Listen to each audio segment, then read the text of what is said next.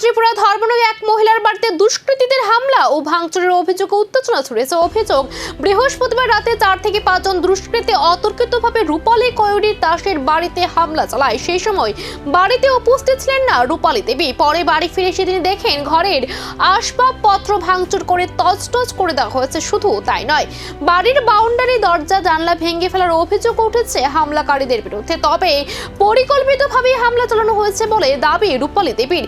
ঘটনার পর বাগবাসা থানায় লিখিত অভিযোগ দায়ের করা হয়েছে এবং অভিযুক্তদের নামও উল্লেখ করা হয়েছে। পুলিশ ইতিমধ্যে ঘটনাটি তদন্ত শুরু করেছে। ঘটনা তো হয়েছিল, আমি তো জানি নাই তাই কিতা হয়েছে। আমি তো বাসাতে আসলাম না। আমার মা, বৌদি, 2টা বাচ্চা আমার আছে। থাকার অবস্থায় আমি আসলাম, টাউনে আইছি আমার এক ননদের বাড়ি থেকে আমি বাইরেছি 7:30টায় বাইরিয়া আমি গেছি বাজার করছি। বাজার থেকে বাড়িতে না গেছি আমার একটা দাদার দোকান থেকে। এরপরে এখান থেকে গেছি বাড়িতে যাইতাম পারছি না। আমার বৌদি ফোন করিয়া কইছে যে রূপালী এই ঘটনা আমার গড়া আইয়া আমরা গড়াইয়া বাঙ্গিলার। আমি কইছে কে ভাঙছে। এই অবস্থা কোয়া অবস্থায় তার কাছ থেকে মোবাইল হারিয়া নিয়া তান্ডে মারধর করছে।